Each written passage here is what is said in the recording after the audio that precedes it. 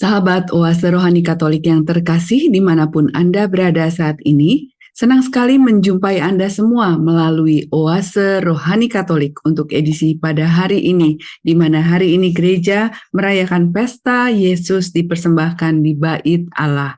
Dan apa kabarnya? Oma, opa, ibu, bapak, dan juga saudari-saudara yang terkasih, dan tak ketinggalan pula orang muda Katolik. Dan juga pada saat ini, kami semua juga berharap Anda semua dalam keadaan yang selalu penuh sukacita, semangat, dan juga selalu beraktivitas dengan penuh syukur. Pada saat kesempatan Oase Rohani Katolik pada hari ini telah siap untuk mendampingi kita semua dan memberikan inspirasi rohani bagi kita semua, yaitu Romo Aloysius Hadi Nugroho PR, dan tentu saja bersama dengan Alexandra Sisi. Mari kita sapa Romo yang akrab kita panggil dengan Romo Nugroho. Halo Romo, apa kabar Romo? Kabar baik, salam jumpa, lama tak Salam berjumpa jumpa. ini. Betul Romo. Semoga sehat selalu di tengah Siap. kesibukan yang tidak berhenti ya Romo. Iya, betul. Baik Romo. Dan saat ini mari sama-sama sahabat Oase Rohani Katolik yang terkasih, kita mulai Oase Rohani Katolik dengan doa pembuka. Silakan Romo. Dalam nama Bapa dan Putra dan Roh Kudus. Amin. Amin. Allah Bapa kami di surga, kami mengucap syukur atas kesempatan yang indah pada hari ini.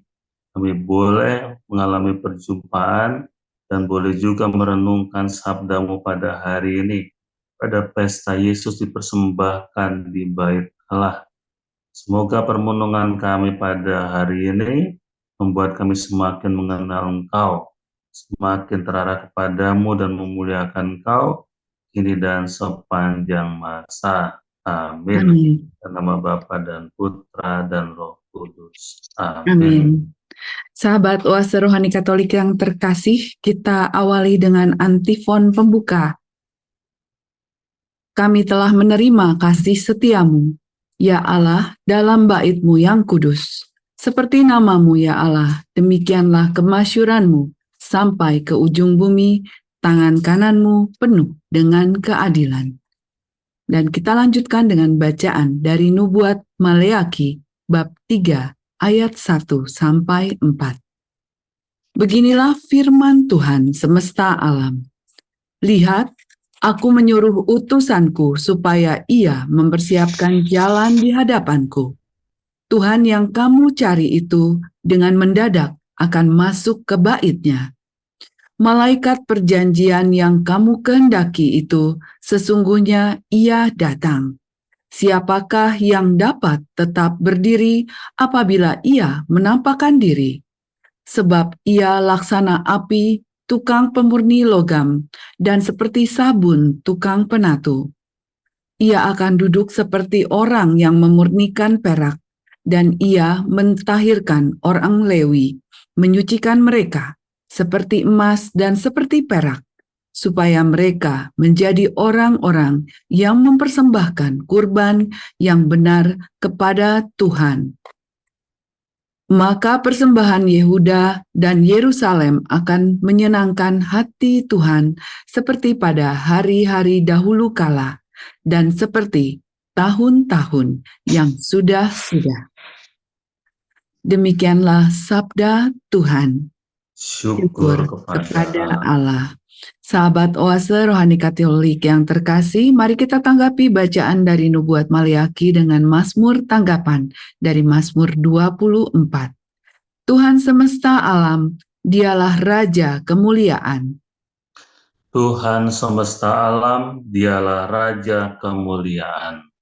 Angkatlah kepalamu, hai pintu-pintu gerbang, dan bukalah dirimu lebar-lebar, hai pintu-pintu abadi, supaya masuklah Raja kemuliaan. Tuhan semesta alam, dialah Raja kemuliaan. Siapakah itu Raja kemuliaan? Tuhan yang jaya dan perkasa, Tuhan yang perkasa dalam peperangan. Tuhan semesta alam, dialah Raja kemuliaan.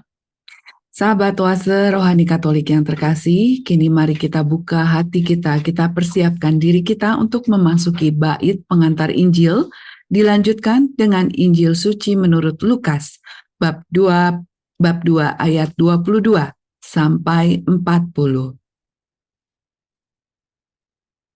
Haleluya, haleluya, haleluya.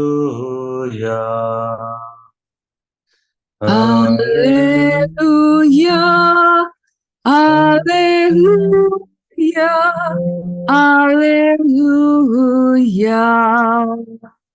Dialah terang yang menjadi pernyataan bagi bangsa-bangsa lain dan menjadi kemuliaan bagi umatmu Israel. Haleluya, Haleluya. haleluya, haleluya. Tuhan bersamamu Dan dan bersama bersama rohmu. rohmu, Inilah Injil suci menurut Santo Lukas. Dimuliakanlah dimuliakanlah Tuhan. Tuhan.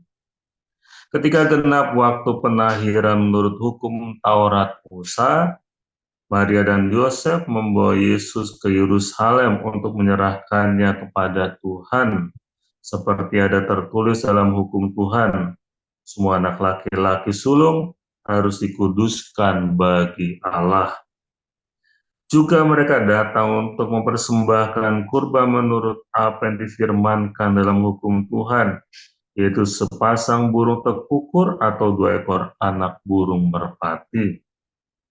Waktu itu adalah di Yerusalem seorang bernama Simeon, ya seorang yang benar dan saleh hidupnya, yang menantikan penghiburan bagi Israel. Roh Kudus ada di atasnya, dan kepadanya telah dinyatakan oleh Roh Kudus bahwa ia tidak akan mati sebelum melihat Mesias, yaitu Dia yang diurapi Tuhan. Atas dorongan Roh Kudus, Simeon datang ke bait Allah. Ketika Yesus, anak itu dibawa masuk oleh orang tuanya untuk melakukan kepadanya apa yang ditentukan hukum Taurat, Simeon menyambut anak itu dan menatangnya sambil memuji Allah, katanya, "Sekarang Tuhan, biarkanlah hamba-Mu ini pergi dalam damai sejahtera, sesuai dengan firman-Mu. Sebab mataku telah melihat keselamatan yang daripadamu, yang telah Engkau sediakan di hadapan segala bangsa, yaitu terang yang menjadi pernyataan bagi bangsa-bangsa lain, dan menjadi kemuliaan bagi umat-Mu Israel." Yusuf dan Maria amat heran akan segala sesuatu yang dikatakan tentang anak itu. Lalu Simeon memberkati mereka dan berkata kepada Maria, ibu anak itu, "Sesungguhnya anak ini ditentukan untuk menjatuhkan atau membangkitkan banyak orang Israel, dan untuk menjadi suatu tanda yang menimbulkan perbantahan, dan suatu pedang akan menembus jiwamu sendiri, supaya menjadi nyata pikiran hati banyak orang." Ada juga di situ seorang nabi perempuan, anak Fanuel dari suku Asyar, namanya Hana, yang sudah sangat lanjut umurnya. Sesudah menikah, ia hidup 7 tahun bersama suaminya, dan sekarang ia sudah janda, berumur 84 tahun. Ia tidak pernah meninggalkan bait Allah, dan siang malam beribadah dengan berpuasa dan berdoa. Pada saat anak itu dipersembahkan di bait Allah, Hana pun datang ke bait Allah dan bersyukur pada Allah serta berbicara tentang anak itu kepada semua orang yang menantikan kelepasan untuk Yerusalem. Setelah menyelesaikan semuanya yang harus dilakukan menurut hukum Tuhan, kembalilah Maria dan Yusuf serta anak itu ke kota kediamannya, yaitu Nazaret di Galilea.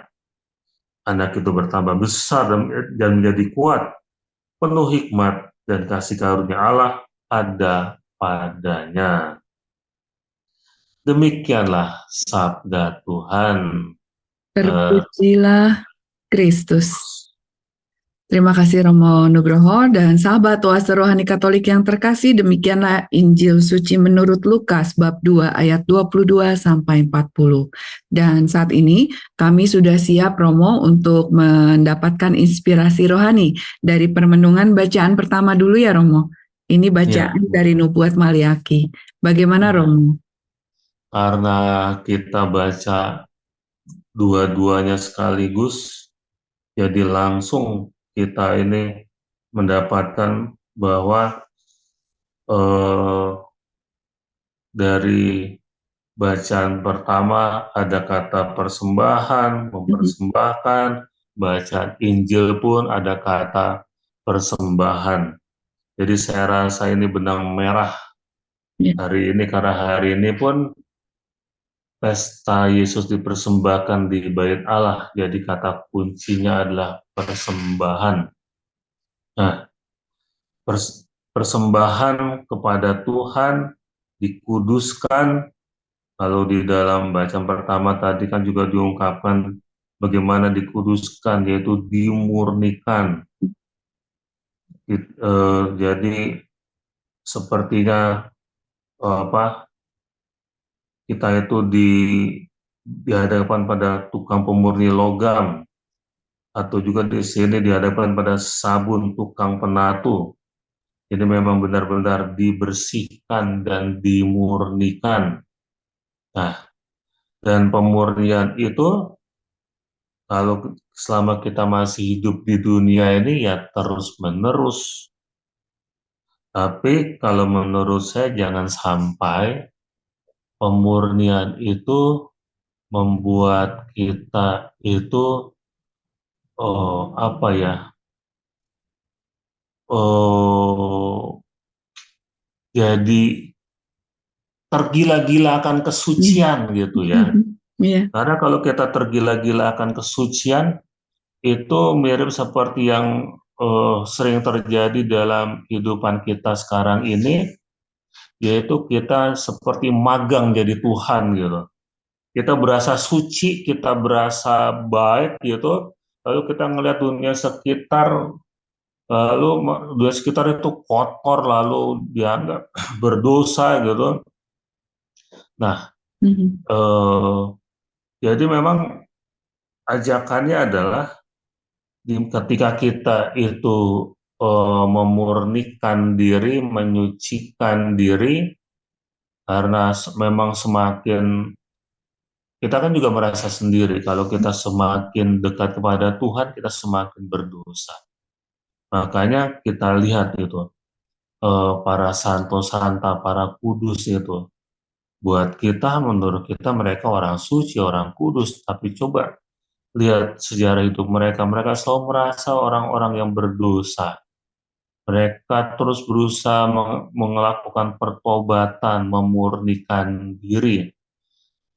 Dan saya rasa itu jalan yang benar. Jalan yang benar adalah kita itu memurnikan diri, kita menjadi semakin rendah hati. Kalau yang belakangan ini yang menurut saya keliru adalah orang itu merasa suci, lalu malah menjadi tinggi hati, merasa yang lain-lain berdosa. Ada banyak istilah, Anda bisa dengar sendirilah di medsos atau di mana, bagaimana orang itu merasa suci, yang lain-lainnya itu pasti masuk neraka semua gitu. Adalah, nah itu jalan yang sebenarnya tidak diharapkan. Kesucian yang diharapkan adalah kesucian yang kita semakin merasa dekat kepada Tuhan, malah semakin rendah hati. Kita semakin merasa rapuh, kita semakin merasa mudah berdosa, dan tidak merasa lebih baik daripada yang lain. Dan ini kan sebenarnya kalau kita bisa melihat benang merah keseluruhan dari ajaran-ajaran dari kitab suci kan memang begitu ya. bahwa kita ini eh, semakin kita dekat kepada Tuhan, kita semakin rendah hati.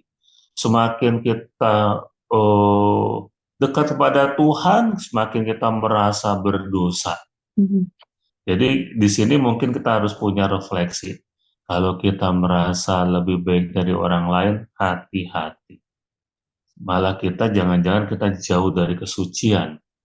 Kalau kita merasa ada banyak orang di sekitar kita yang berdosa dan aku lebih baik dari mereka, hati-hati. Jangan-jangan malah kita ini sedang jauh dari kesucian, sedang jauh dari Tuhan. Jadi gayanya kita melakukan kebaikan-kebaikan, banyak berdoa, banyak mengaku dosa, sering mengaku dosa. Saya pernah ngalamin tuh dulu waktu di Kelapa Gading tuh ada beberapa orang yang rajin banget ngaku dosa, kalau boleh tiap hari. Bahkan kadang-kadang saya tahan-tahan gitu ya. Kenapa? Itu bisa jadi jebakan Batman, bahwa ngaku dosa tiap hari.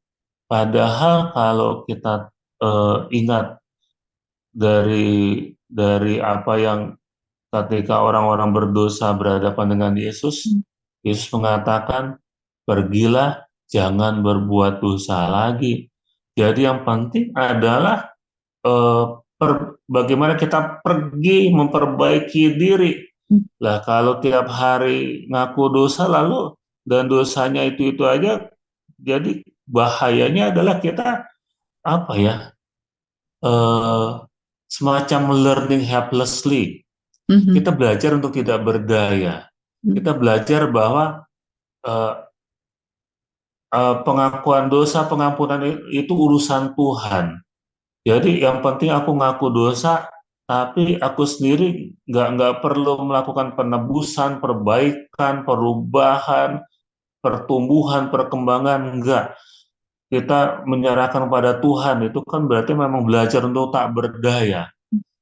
Ya, benar sih memang tanpa Tuhan kita memang tak berdaya, tapi tidak kemudian terus kita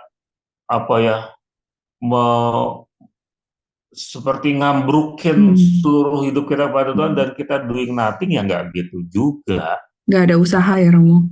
Iya, nggak berusaha. Nah itu dia. Jadi dan memang kalau kita cuma membaca kebanyakan kitab perjanjian lama gitu ya, seperti Nubuat Maliaki seperti ini, kita tidak berada dalam konteks bahwa Yesus itu menebus kita, bahwa Yesus itu adalah pemenuhan dari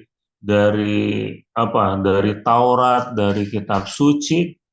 Lalu kita kalau cuma melihat teks seperti ini kan, kita cuma melihat, waduh, hidup kita ini harus hidup terus pertobatan, tapi lupa dengan tindakan perubahannya. Yeah. Begitu Mbak Sisi. Baik, Ada Romo. tanggapan dulu ya. Iya, Romo Nugroho. Jadi tadi kata kuncinya itu kan persembahan, dan kemudian juga bagaimana kaitannya dengan kitab Nubuat Maliaki yang juga mengingatkan kita tentang kesucian atau kekudusan. Dan tadi juga kita diingatkan untuk bagaimana kalau selalu dekat dengan Tuhan merasa rendah hati dan juga rapuh begitu. Memang kalau sekarang ini kan banyak sekali semacam godaan-godaan kali ya Romo. Di mana orang merasa bahwa dirinya benar seperti yang tadi Romo sebutkan, dan memandang orang salah. Nah itu yang yang harus dijauhi kan Romo, dan kita refleksi bersama untuk bagaimana bisa mencapai kesucian. Nah kata kesucian itu Romo mungkin bagi kami dan sahabat Oase Rohani Katolik juga perlu untuk bisa mendapatkan pencerahan lagi Romo. Suci itu seperti apa yang disebut suci gitu Romo, supaya dekat dengan kehidupan kita sehari-hari. Iya. Sekarang menurut Sisi sendiri, suci itu apa? Aduh, pokoknya suci itu ya apa ya, Roh? Nah, Yang pasti berbuat sesuai dengan apa yang dikehendaki Tuhan, mengikuti nah, ajaran Kristus, Romo. oh gitu ya. Ya kalau menurut saya sih kita misalnya kitab suci. Kenapa kitab suci itu dianggap suci? Kenapa? Karena kitab suci itu mengarahkan kita kepada Tuhan, ya kan? Ya. Walaupun nggak semuanya isinya itu yang baik-baik kan, Mhm. ya kalau misalnya minta maaf kalau saya misalnya menyebut dan tapi Anda nanti cari sendiri sesudah ini ya. Yesekiel berapa? 23 kalau nggak salah. Itu kalau kita baca Yeskiel itu kisahnya jorok banget itu. Itu seperti blue film sebenarnya itu. Kalau dibayang-bayangin sih sebenarnya. Itu kan mosok cerita apa cerita kayak begituan ada di kitab suci misalnya. Mhm. Oh, dan makanya kita diajak untuk ya kalau sesuatu hal itu kita berpikirnya menyeluruh integral gitu. Kitab suci ini walaupun isinya ada yang seperti itu, tapi ujung-ujungnya adalah mengarahkan diri kita kepada Tuhan. Karena kitab suci itu adalah ungkapan cinta kasih Allah kepada kita dan ungkapan kesetiaan ya, Allah yang setia dan manusia yang tidak setia. Nah, kalau kisah-kisah yang nggak suci itu adalah kisah-kisah di mana manusia yang berdosa yang tidak setia. Nah, tapi kata kunci tetap itu mengarahkan kita kepada yang Mhm. maha suci, siapa? Allah, Ya. kepada Tuhan. Nah, suci mesti kita lihat ke sana ya. Juga kudus kita harus lihat ke sana. Jadi kalau misalnya eh, kita disucikan, itu bukan cuma kita ini eh, dibersihkan dari hal-hal yang nggak bagus, yang nggak bersih, tapi kita diarahkan eh, kompas kita itu kita arahkan kepada Tuhan. Kalau kompas ya utaranya adalah Tuhan ya kita diarahkan kepada Tuhan. Nah, suci seperti itu Iya. sebenarnya. Iya. Nah, Mbak Sisi orang suci nggak? Jauh lah kali, Romo. Jauh. Tergantung, Aha. tergantung. Kalau Mbak Sisi lagi di oase rohani Katolik, Mbak Sisi jadi orang suci. Karena Mbak Sisi itu mengarahkan kita itu membawa kita kepada Tuhan tentang pemahaman-pemahaman Tuhan kepada yang Mhm. Maha Suci. Mhm. Jadi kita ini bukan pura-puranya kita sedang sedang berusaha menjadi suci nih dengan seperti ini Mhm. dan ketika puasa rohani Katolik ini itu didengarkan disaksikan banyak orang lalu mereka semakin terarah kepada Tuhan meninggalkan dosa ya kita lagi jadi orang suci nih Mbak Sisi. Nah, Iya. Nah, jadi sama, pastor pun begitu. Pastor, wah ditabiskan mimpin misa gitu ya orang suci, ya tergantung. Kalau pada suatu ketika perilakunya itu dia tidak mengarahkan orang-orang kepada Tuhan, bahkan malah nggak mau ke Mhm. gereja gitu ya. Nah, berarti pastornya waktu itu bukan jadi orang suci. Mhm. Jadi kesucian lebih ke sana. Ya. Karena kan oh misalnya kadang-kadang kan kita ada apa ya altar itu ditulis tempat suci, batas suci gitu ya. Mhm. Padahal banyak debu, dekil gitu ya. Gak masalah, tapi memang tempat itu adalah tempat untuk mengarahkan kita kepada Tuhan. Mhm. Nah, jadi lebih di situ sebenarnya. Makanya saya Ya. sering bertanya tuh, oh Mbak Sisi, kalau pernah nggak berdoa rosario di WC gitu? Nggak pernah sih mau. Nggak pernah ya. Iya, Misalnya berdoa rosario di WC, itu menjadikan WC itu tempat suci nggak? ya artinya ya iya kali ya. Iya kan. Jadi kan karena apa? Karena di WC pun kita Hmm, berdoa. mengarahkan diri Hmm, kita kepada Tuhan, ya iya, kan? iya, Kita misalnya eh, kemudian bisa menunaikan tugas dengan baik di WC itu kita bersyukur gitu kan, itu kita sudah menyucikan tempat itu sebenarnya. hmm, hmm, Jadi supaya apa? Supaya jangan sampai fokus kita itu suci itu hanya pada tempat, iya, pada benda, hmm, ya. Karena kita juga bisa mencemarkan gereja ketika misalnya di gereja kita maki-maki orang, ya misalnya, atau misalnya, wah jelek-jelekin orang di gereja gitu, misalnya eh, lagi dengerin Romo khotbah kita ngerasani orang gitu ngomongin di orang yang jelek-jelek, kita sudah mencemarkan gereja itu walaupun gereja itu bersih banget, hmm, hmm, walaupun gereja itu apa ya, ya steril dari kuman, ya, tapi kita mencemarinya tidak menjadikan tempat itu suci lagi karena kita. baik, Nah, Romo.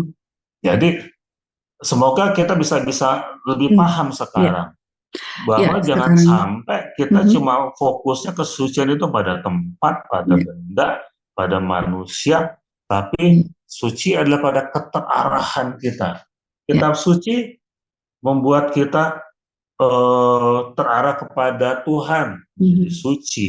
hmm, Mbak baik, Sisi berbicara tentang kitab suci dan membuat orang, oh iya, semakin dekat pada Tuhan, semakin menyesali masa lalu yang berdosa. hmm, Mbak Sisi menjadi orang suci. Nah, sucinya di situ. ya, Salib juga begitu, hmm, ya. Kan kita dengar kan ada yang mengatakan salib itu tempat apa? Jin kafir gitu ya. ya, Nah, karena apa? Karena ya itu dia dia tidak membawa orang pada hmm, kesucian ketika dia mengatakan itu ya. ya, Jadi ya, sebenarnya apapun itu bisa dijadikan saran untuk menjadi sarana kesucian, bukan cuma ya, kitab suci. ya, Ketika misalnya eh, mengingatkan kepada anak bahwa ini makanan ini dari Tuhan loh.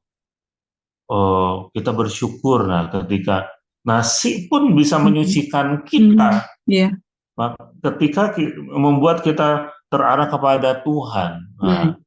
jadi dengan demikian kita jadi semakin terbuka wawasan kita. Iya, baik Romo. Begitu. Jadi Nah, sekarang kami sudah paham dengan nah, apa yang disebut arti kesucian. Sayang sekali Romo, perjumpaan kita di sesi pertama harus diakhiri dulu karena ya sudah pada masanya di mana kita di penghujung perjumpaan ini. Namun kita akan kembali berjumpa di sesi kedua.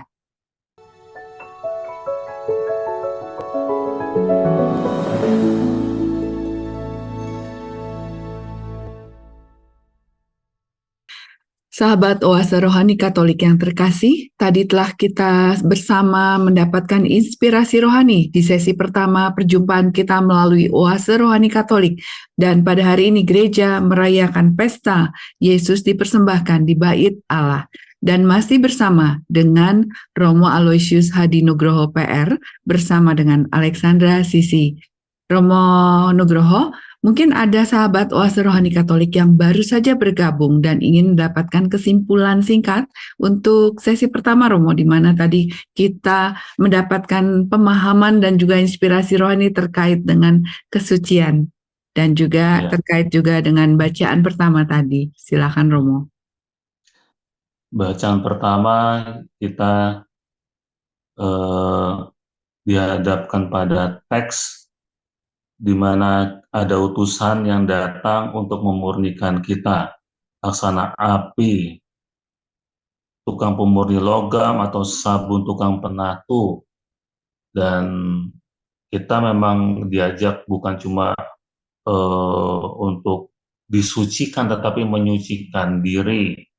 Dan tapi kita juga harus sekarang mulai waspada bahwa eh, kesucian itu harus lebih terarah kepada keteraraan kita kepada Tuhan, bukan cuma benda-bendanya, ya. Misalnya eh, Bunda Maria dengan Yesus, ya, ketika kita berdoa di hadapan patung Bunda Maria ini, lalu kita terarah kepada eh, Tuhan.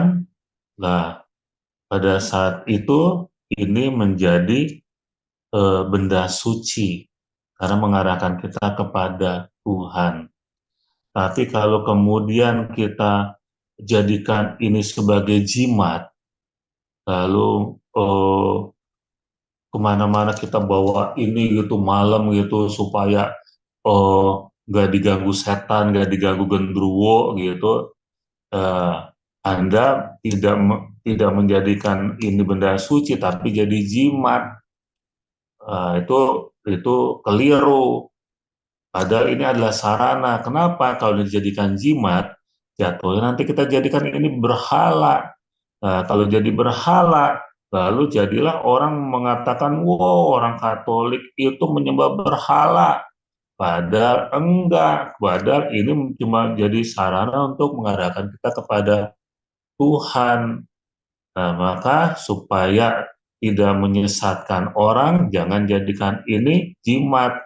Jadikan ini adalah benda yang membawa kita terarah kepada Tuhan. Itu. Ya, baik Nah, Romo. Jadi kesucian di sini pantasnya atau sebaiknya ya bisa dipahami tadi mengarahkan kepada Tuhan begitu ya Romo. Dan Tuhan. juga kalau mau jadi suci bukan artinya sering ziarah dong Romo. Iya, Ya. enggak. Ya kasihan yang nggak punya duit dong, nggak pernah ziarah, terus nggak bisa jadi orang suci dong dia. Atau ziarah ke yang dekat-dekat Romo, ke gua-gua Maria terdekat begitu. Tapi ya artinya menghabiskan waktunya di sana terus gitu ya Romo. Iya, iya, Iya. Harus iya. imbang berarti ya Romo. Betul. Ya. Virtus stat in medio, kebijaksanaan itu ada di tengah-tengah gitu ya. Karena Mhm. kita masih berada di dunia ini, jadi karena penebusan Kristus kita itu sudah selamat, tapi Hmm. satu kaki kita udah di surga nih karena Kristus telah menebus kita. Tapi satu kaki kita masih di dunia. Jadi nggak bisa tuh kita berdoa terus sampai nungging-nungging di gereja sampai dahinya itu dijedotin entah kemana ke patung entah ke lantai sampai jadi hitam-hitam gitu ya, tapi melupakan keluarga ya bukan bukan menyucikan diri, itu malah apa ya, mencemarkan mencemarkan Tuhan malah karena kita menelantarkan keluarga, menelantarkan Lari gitu ya. manusia malah. Mhm. Iya gitu. Baik Romo. Nah, kita juga memasuki bacaan Injil Romo dari Lukas bab 2 Iya, ayat 22 sampai 40 ini kan juga sesuai banget dengan tema pada hari ini ataupun pada hari ini di mana gereja merayakan pesta Yesus dipersembahkan di Bait Allah nih ya Romo. iya. Nah, persembahan itu sendiri kan mengingatkan kita bahwa ini semua dari Tuhan. Mhm. Bersyukur itu mengingatkan bahwa ini semua dari Tuhan. Nah, ini juga yang penting. Kalau tadi cara berpikir yang tadi adalah cara berpikir mengarahkan hidup kita kepada Tuhan. Ya. Nah, kalau ini cara berpikir bahwa semua itu milik Tuhan. Mhm. Dan lalu kemudian kita arahkan kepada Tuhan. Itu juga yang apalagi kan eh, kita tahu eh, peristiwa bagaimana eh, Yesus itu Bunda Maria itu hamil ya, mengandung gitu kan, peristiwanya kan memang peristiwa-peristiwa memang menunjukkan bahwa itu semua adalah karya Tuhan, karya Roh Kudus. Nah, pada saat ini itu semacam mewartakan kepada seluruh dunia, ya memang ini semua adalah karya Tuhan, dikembalikan kepada Tuhan. Dan entah itu cara berpikirnya Simeon, itu cara berpikirnya Hana, sama persis. Bahwa ini semua dari Tuhan, mari kita persembahkan kembali kepada Tuhan, kita kembalikan kepada Tuhan. Nah, dengan cara berpikir seperti itu, dengan sikap seperti itu, terarang seperti itu, kita jadi orang suci. Gitu. Jadi kalau dulu Paulus kedua Ya. waktu di Roma, kalau nggak salah, waktu World Youth Day di Roma, dia mengatakan don't be afraid to be holy, Mhm. jangan takut menjadi orang suci. Ya, dengan sikap-sikap yang dilakukan oleh eh, orang tuanya Yesus, yang sikap-sikap Simeon Hana itu menjadikan mereka orang-orang suci. Karena semua dari Tuhan, aku kembalikan kepada Tuhan, dan hidupku aku arahkan kepada Tuhan. Itu juga yang dilakukan oleh Hana kan sejak dia ditinggalkan oleh suaminya.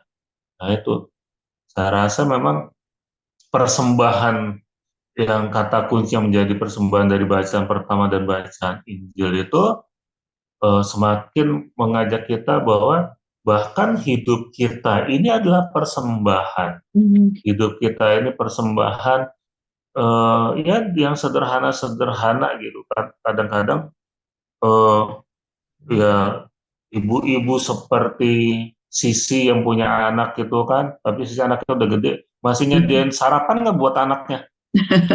Kadang-kadang ada, Romo. Nah, itu kan sebenarnya itu ungkapan persembahan juga, ya Mhm. kan? Itu juga yang paus kita sekarang itu juga pernah deh dia ngomong tentang itu deh.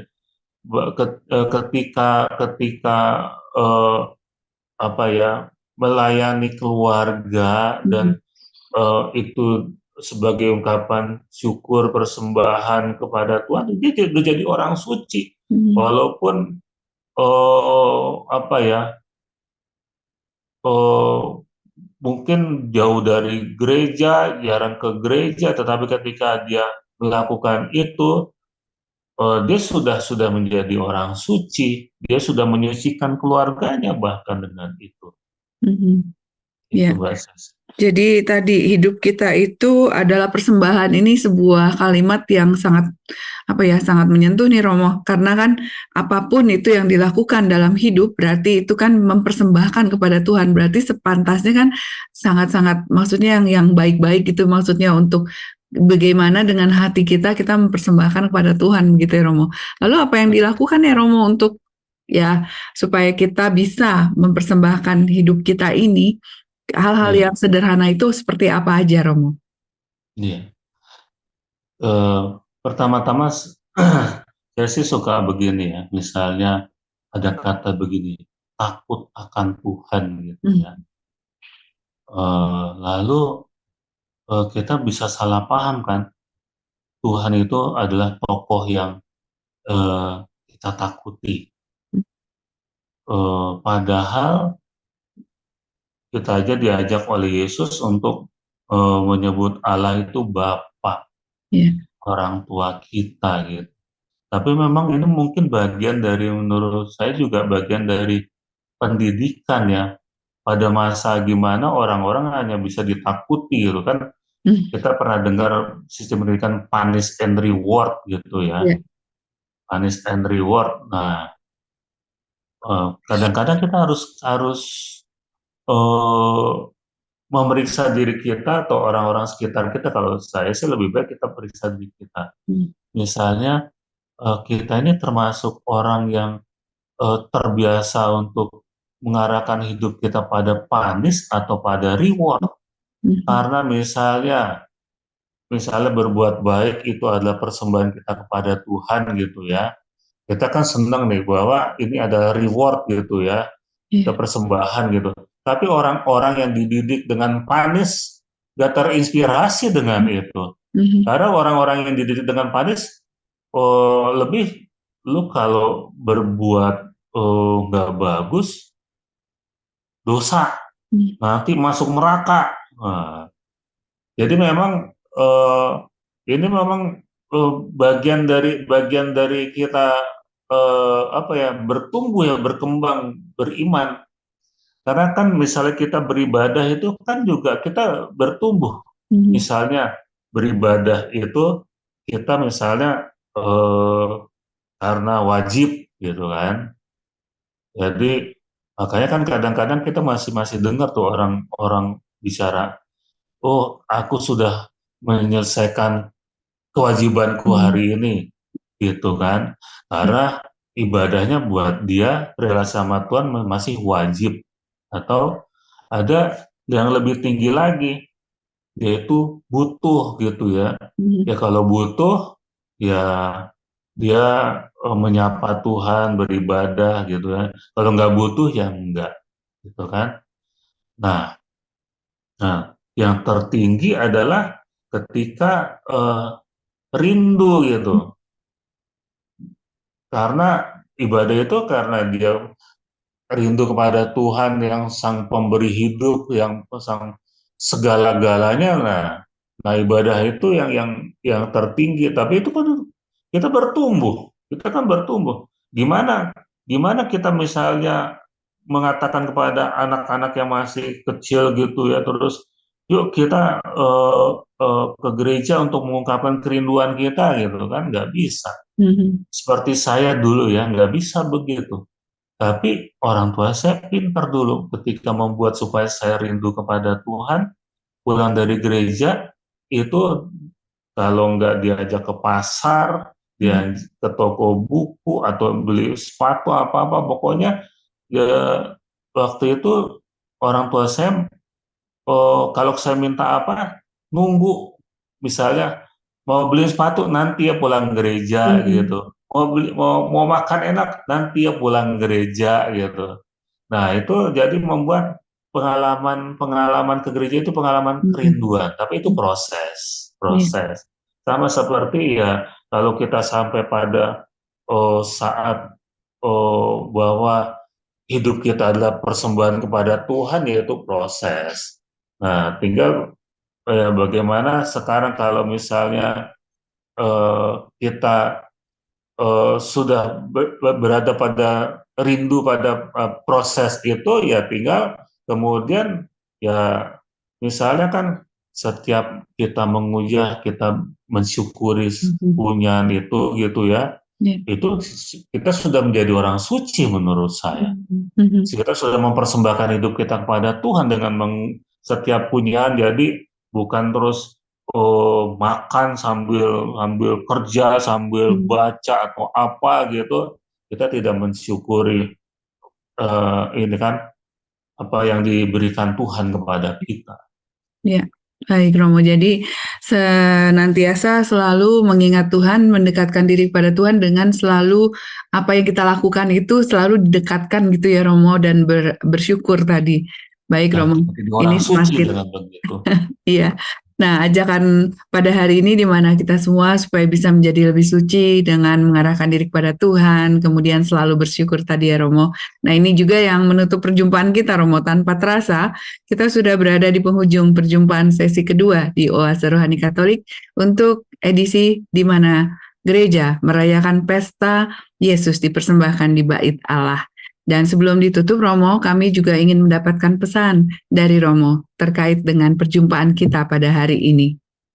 Ya, mari kita menyisikan diri kita dengan menjadi semakin rendah hati, bahwa semuanya itu dari Tuhan, diberikan kepada kita itu untuk kita semakin memuliakan Tuhan, dan memuliakan Tuhannya bukan cuma harus ke gereja terus, enggak, dengan perbuatan-perbuatan baik kita.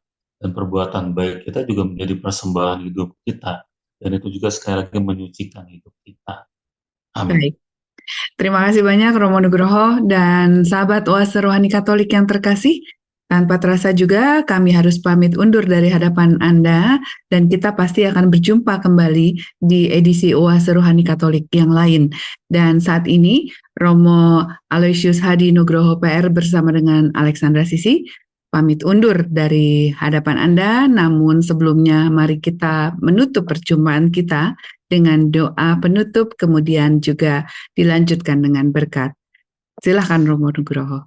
Dalam nama Bapa dan Putra dan Roh Kudus. Amin. Amin. Allah Bapa kami di surga, pada pesta Yesus dipersembahkan di bait Allah, semoga kami juga mampu mempersembahkan diri kami sendiri, supaya hidup kami adalah hidup yang semakin memuliakan Engkau, hidup yang membuat kami semakin terarah kepadamu lewat tindakan-tindakan kami kepada sesama. Semoga dengan ini semua, hidup kami, hidup yang juga mewartakan kabar gembira demi Kristus Tuhan dan pengantara kami. Amin. Amin. Tuhan bersamamu Dan bersama rohmu. Berkat Allah Bapa Maha Kuasa berlimpah atas kita, seluruh keluarga kita, orang-orang yang kita layani, dan orang-orang yang melayani kita, dalam nama Bapa dan Putra dan Roh Kudus. Amin. Amin. Terima kasih Romo Nugroho. Dan Sama-sama. juga sahabat Oase Rohani Katolik yang terkasih, selamat beraktivitas dengan penuh kasih dan Tuhan memberkati.